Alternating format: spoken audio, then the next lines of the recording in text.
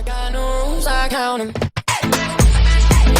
I got no rules, I count 'em. Bread, up and down, bread, up and down, right, bread, up and down, big and open.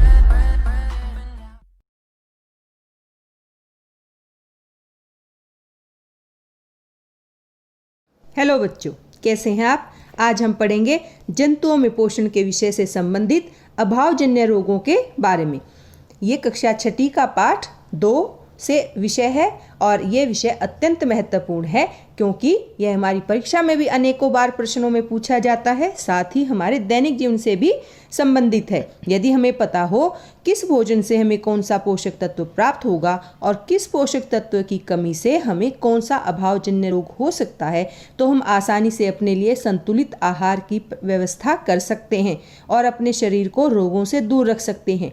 तो जंतुओं में जो पोषण होता है वो हमें किस भोजन से मिलता है, इसके लिए आप इससे पहले वाला वीडियो अवश्य देखें और अभावजन्य रोगों के बारे में अच्छे से जानने के लिए इस वीडियो को अंत तक अवश्य देखें। तो शुरू करते हैं अपना आज का विषय अभावजन्य रोग।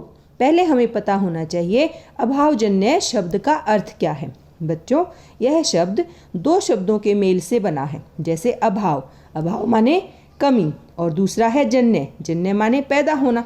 जब हम इन दोनों शब्दों को जोड़ देते हैं फिर अपने पास जो परिभाषा आती है वह इस प्रकार होगी कि वो रोग जो लंबी अवधि तक पोषकों के, मैं फिर से बता रही, पोषकों के अभाव के कारण होते हैं, उन रोगों को हमारा हुआ अभावजन्य रोग का अर्थ। अब देखते हैं किस पोषक की कमी के कारण हमें कौन सा रोग हो सकता है। तो सबसे पहले प्रोटीन के अभाव से हमें कौन कौन से रोग हो सकते हैं। बच्चों, यह तो हम अच्छे से जानते हैं कि प्रोटीन हमारी वृद्धि के लिए आवश्यक होते हैं।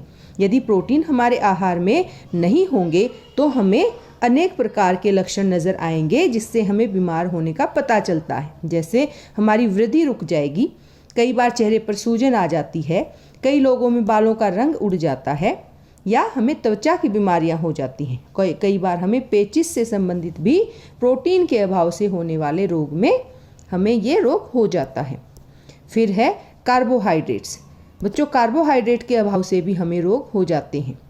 यदि हमारे शरीर जो आहार है उसमें प्रोटीन के साथ साथ कार्बोहाइड्रेट अगर दोनों ही अनुपस्थित हो जाते हैं तो हमारी वृद्धि पूरी तरह से अवरुद्ध हो जाएगी, रुक जाएगी और ऐसा व्यक्ति बहुत दुबला पतला हो जाएगा। आजकल हम देखते हैं ना कि लोग पतले होने के लिए कार्बोहाइड्रेट्स यानी रोटी कम खाना शुरू कर देते हैं या कई बार भोजन में चावल नहीं खाते। लिए एक हद तक तो ठीक है, लेकिन उसके बाद हम कार्बोहाइड्रेट को अगर कम खाते हैं तो हम बहुत ज़्यादा दुबले पतले हो जाएंगे और इतने कमज़ोर हो जाएंगे कि हम चलने में भी असमर्थ होंगे।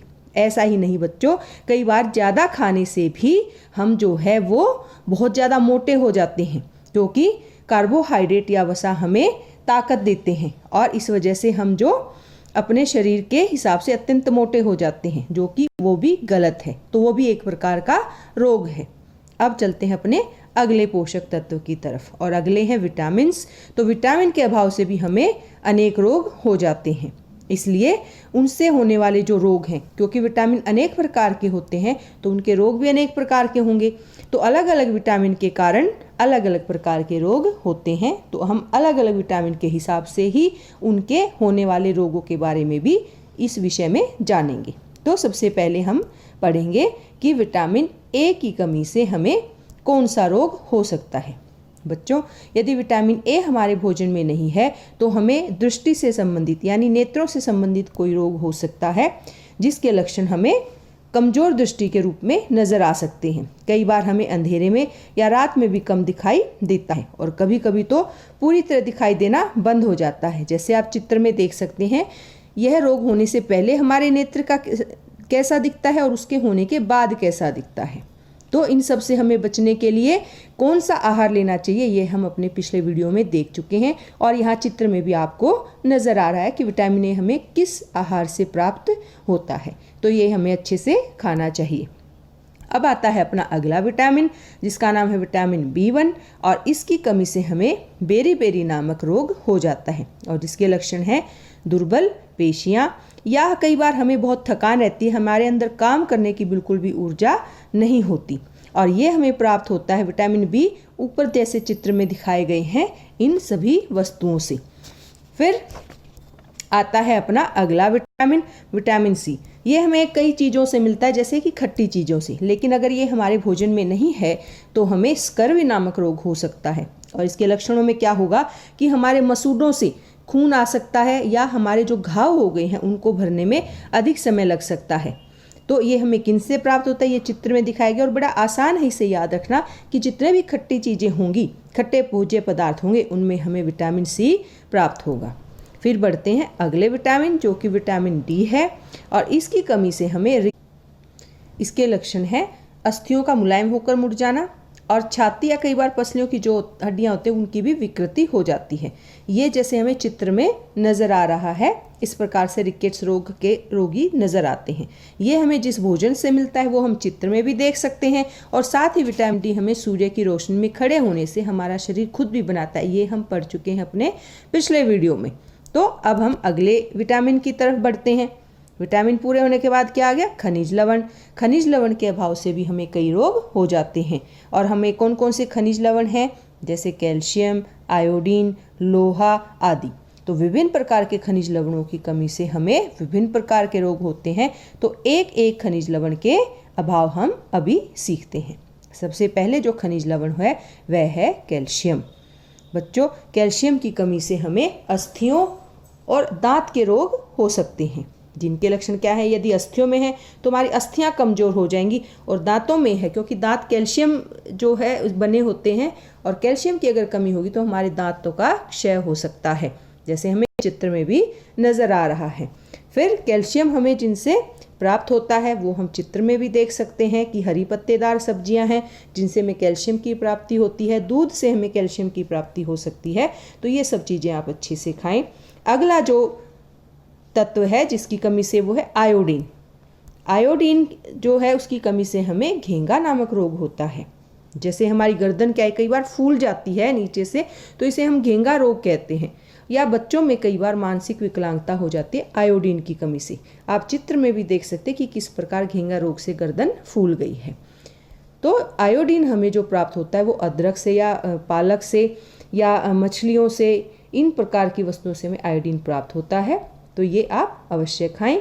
फिर है लोह। लोह भी एक खनिज तत्व है जो हमें, और इसके लक्षण क्या होंगे, हमें बहुत कमजोरी रहेगी, हमें चलने फिरने में दिक्कत महसूस होती है, और हमारा मन कुछ भी काम करने को नहीं करता। तो ये बहुत ज़रूरी है कि हम अपने शरीर में, चाहे हमें कम मात्रा में ही चाहिए, पर लोह जो है वो अवश्य होना चाहिए। तो ये हमें प्राप्त होता है कौन से, जो हमें चित्र में दिखाई दे रहे हैं उन्हीं भोज्य पदार्थों से हमें लोह प्राप्त होता है, जैसे दूध है, केला है। तो ये सब वस्तुएं हमें अच्छे से खानी चाहिए, और बच्चों को तो दूध अवश्य ही पीना चाहिए।